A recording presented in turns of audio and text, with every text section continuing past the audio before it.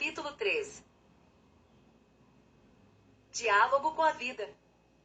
O que eu quero que você saiba é que, de diversas formas, você perceberá se o seu diálogo com a vida está correto ou não. Ela lhe diz isso por intermédio de desajustes na harmonia do ser, pelas doenças, dores, problemas, tristezas, fracassos e outros sentimentos. Tudo que você sente e que não é harmonia sinaliza que anteriormente você teve um diálogo imperfeito com a vida. Tais acontecimentos não são mais do que avisos, por meio dos quais você é informado de que são necessários ajustes. As palavras inadequadas o levam a um confronto com Deus e revelam a você, de maneira inequívoca, a necessidade de renovação em sua forma de falar a Ele.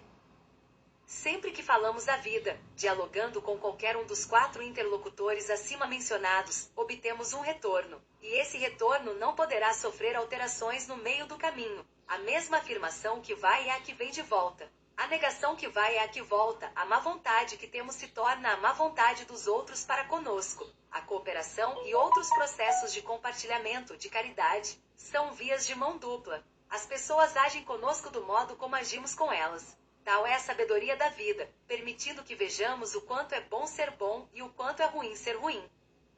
Todos temos um ideal dentro de nós, é a forma perfeita, a solução certa, o resultado esperado, o prazer completo e a realização dos sonhos. Cada uma de nossas palavras será experimentada até que consigamos um diálogo perfeito, e por consequência, um retorno perfeito.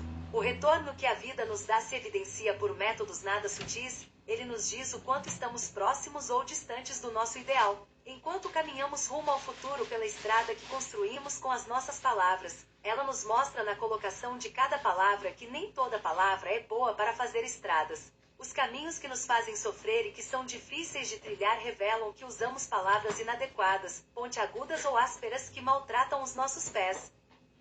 Ideal e felicidade. Intimamente, todos nós temos uma consciência do que é ideal. Identificamos inúmeros momentos que não correspondem a ele e poucos que estão de acordo com ele.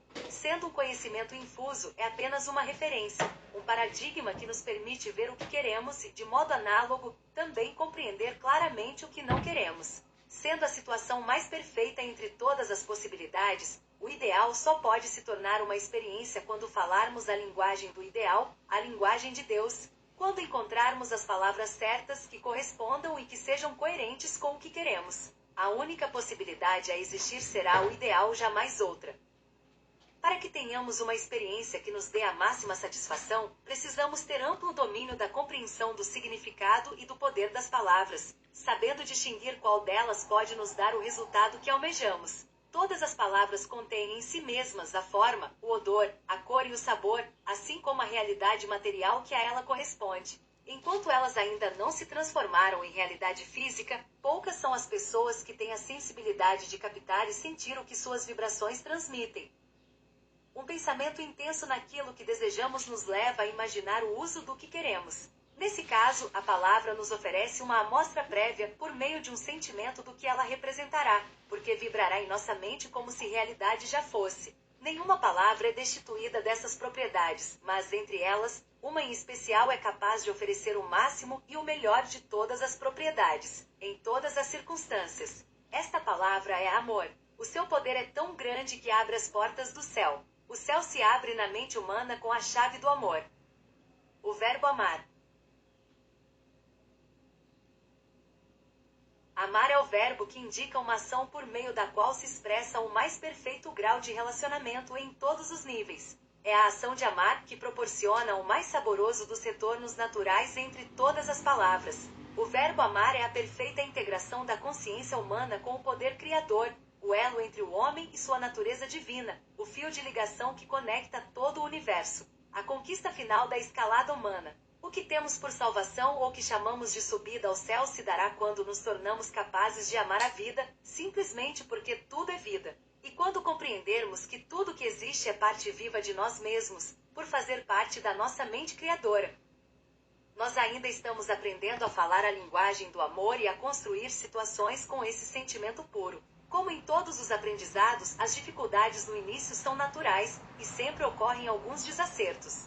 Sem a compreensão total do universo, dirigimos nossa atenção e preferência para nós mesmos, evidenciando a imaturidade espiritual. Nesse momento, nossas ações são permeadas de egoísmo. A partir da valorização do ego, evidentemente vão surgindo os inevitáveis inconvenientes, que com o tempo conseguem nos fazer ver que esse não é o melhor caminho. Após essa visão, damos início ao processo de conversão do egoísmo em altruísmo e em amor fraterno.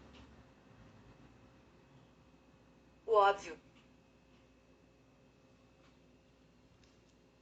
Depois de muito sofrer, descobrimos o óbvio. Não há nada na vida que não dependa de nós. O que pensamos, falamos e fazemos contém em si mesmo a garantia do que sentiremos, de como as pessoas agirão conosco e do que teremos após a nossa manifestação em todas as circunstâncias. Em todas as palavras há poder, em algumas está o céu, em outras o inferno. Essas coisas, céu e inferno, são sentimentos, são os retornos que as palavras nos dão. A vida é expressa por nós em cada uma de nossas manifestações, ela jamais se cala, ela sempre nos responde à altura do que falamos. Fazer oposição à lei é falar a lei. Ela também responde.